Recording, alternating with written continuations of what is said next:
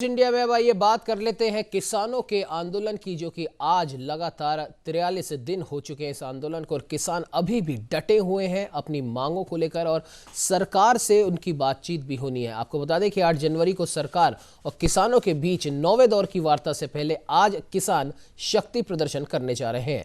आपको बता दें, देश में किसान आंदोलन बीते 42 दिनों से जारी है और आज इसका 43वां दिन है, और इस बीच 8 राउंड की वार्ता हो चुकी है, लेकिन ये सभी बेनतीजा निकली। ऐसे में 8 जनवरी को होने वाली वार्ता बेहद अहम मानी जा रही है, लेकिन किसान पीछे हटने को तैयार नहीं है। इसी बीच किसानों ने आंदोलन को और तेज करने का ऐलान कर दिया है। किसान आज गाजीपुर बॉर्डर से पलवल तक ट्रैक्टर मार्च निकालेंगे। किसान संगठनों के मुताबिक सुबह 11 बजे 4 जत्थे एक साथ रवाना होंगे।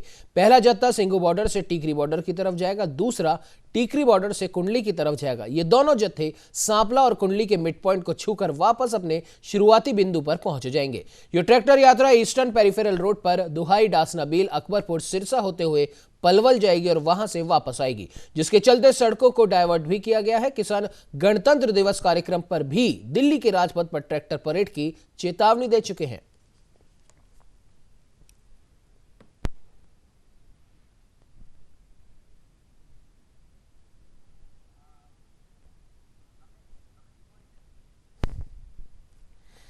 वही इस खबर पर ज्यादा जानकारी के लिए हमारे साथ हमारे वरिष्ठ संवाददाता रमेश पुरोहित फोन लाइन पर जुड़ चुके हैं। रमेश जी, आज किसानों का ट्रैक्टर मार्च है, कल 9वें दौर की वार्ता होनी है, उससे पहले किसान शक्ति प्रदर्शन करना चाहते हैं। क्या कुछ कहना है रमेश जी आपको इस पर? सही कह रहे हैं उमंग की, जब वार्ता का जब कल दौर शुरू होने वाला है, उससे पहले किसान अपने शक्ति प्रदर्शन के माध्यम से ट्रैक्टर रैली निकाल रहे हैं और ये 4 सेंटर से होते दिल्ली की ओर कूच करेंगे। कूच करने का मतलब यह है कि एक तरह से केंद्र सरकार को यह जता देना बता देना है कि किसान किसी भी तरह से उन कानूनों पर अड़े हुए हैं जो कि केंद्र सरकार को वापस लेना है। कल यहाँ पर जयपुर की अगर मैं बात करूं तो यहाँ पर भी महाराष्ट्र से कुछ जो है किसान आए थे, यहाँ जयपुर होते हुए दिल्ली की तरफ कूच किए थे। तब उन लोगों से जब बातचीत की तब भी उनका यही कहना था कि केंद्र सरकार को हर हालत में वो 3 कानून वापस लेने पड़ेंगे। अगर वो नहीं लेते हैं पुरोहित जी यहाँ पर माफ कीजिएगा, आपको इंटरप्ट कर रहा हूँ मैं बीच में। आपसे हम जानना चाहेंगे, कल जो आप बता रहे हैं महाराष्ट्र से भी कुछ किसान या फिर कुछ राजनीतिक दल के लोग आए थे इन किसानों के इस आंदोलन में शामिल होने के लिए। अपने आप को तो खैर वो किसान कहते ही हैं, और दूसरी सबसे बड़ी बात यह है कि किसानों के इस आंदोलन को, हालांकि जो बॉर्डर पर जो किसान बैठे हैं सिंगू बॉर्डर पर, टिकरी बॉर्डर पर, उनका साफ तौर पर कहना है कि हम इसे राजनीतिक रूप नहीं देना चाहते, लेकिन उसके बाद भी कई अलग अलग संगठनों का, राजनीतिक दलों का किसानों के इस आंदोलन के बहाने अपनी राजनीति चमकाने का कार्य चल रहा है। आपसे जानना चाहेंगे, महाराष्ट्र से जो कल लोग वहां दिल्ली जाने के लिए निकले थे, क्या उनमें से किसी को भी इन कानूनों के बारे में पता है? जब उनसे बातचीत की थी तो सवाल यही था उनके सामने कि वो इन कानूनों में ऐसा क्या है जिसके कारण से वो विरोध कर रहे हैं। तो कोई भी व्यक्ति यह बताने को तैयार नहीं हुआ कि इन मुद्दों के ऊपर उनको आपत्ति है। उनका तो सिर्फ एकमात्र ये था कि ये जो 3 कानून बने हैं वो किसानों के हितों के विरोध में है, लिहाजा हम जो है इसका विरोध कर रहे हैं। उनसे यह जानना कभी कि एमएसपी जब सरकार ने ये आश्वासन दे दिया है और वो लिखित में भी देने को तैयार है कि एमएसपी से नीचे जो है खरीद नहीं होगी, तब भी उनका यही कहना था कि कई राज्यों में एमएसपी जो है अभी जो मिनिमम जो सपोर्ट प्राइस है उससे भी ज्यादा दाम पे किसान अपने जो उत्पाद बेच रहे हैं। और एक देश एक किसान की जो कल्पना लेकर के नरेंद्र मोदी आए थे, जो कि महाराष्ट्र का अगर किसान है वह अगर राजस्थान में अपना उपज बेच सकता है और आसानी से बेच सकता है तो किसी को क्या आपत्ति हो सकती है। लेकिन उनका ये कहना था कि ये जो 3 कानून बने हैं ये पूंजीपतियों के हितों की रक्षा के लिए बनाए गए हैं।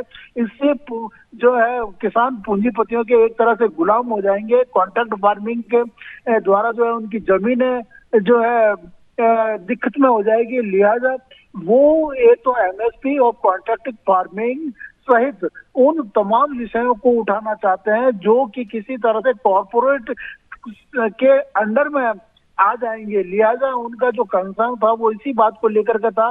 उनके दिल और दिमाग में जो बात बैठी है वो यही बैठी है कि ये जो कानून 3 जो केंद्र सरकार बनाए, ना तो किसी संगठन से पूछा गया, ना किसी किसानों से बातचीत हुई, केंद्र सरकार ने अपने स्तर पर इन कानूनों को बनाया है, लिया जाए, ये किसानों के हितों के विरोध में है। और जी जो महाराष्ट्र से जो बिल्कुल किसान पुरोहित आए जी, थे, खैर अब ये देखने वाली बात ये होगी कि आज किसानों का जो ट्रैक्टर मार्च, एक तरीके से हम कह सकते हैं किसानों का ये शक्ति प्रदर्शन है, इस मार्च के बाद क्या कुछ निकल कर आता है और कल होने वाली जो नवे दौर की वार्ता है क्या वो भी किसी नतीजे पर पहुंचेगी या बेनतीजा रहेगी, ये तो कल ही पता पड़ेगा। फिलहाल इस खबर पर तमाम जानकारी देने के लिए आपका बहुत बहुत धन्यवाद।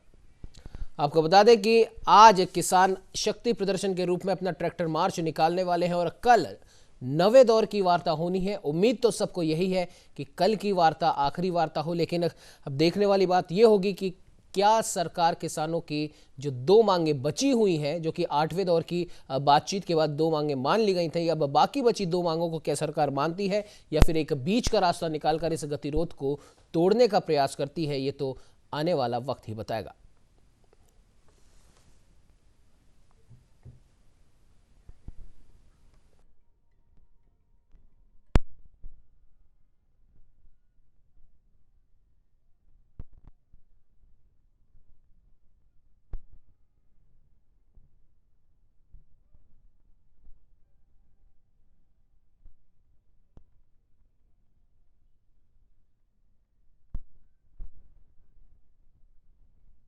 कि आज किसानों का शक्ति प्रदर्शन है और इस शक्ति प्रदर्शन के तहत ट्रैक्टर मार्च किसानों के द्वारा निकाला जाएगा और उसके बाद में कल नवे दौर की बातचीत किसान और सरकार के बीच में होनी है। तो देखने वाली बात यह होगी कि क्या कल की बातचीत आखिरी बातचीत सिद्ध होगी या फिर ये गतिरोध अभी और लंबा चलेगा, क्योंकि किसान कह चुके हैं कि ये गतिरोध अगर और लंबा चलता है तो उन्होंने 13 जनवरी, 23 जनवरी और 26 जनवरी के अपने कार्यक्रम पहले से ही बता रखे हैं।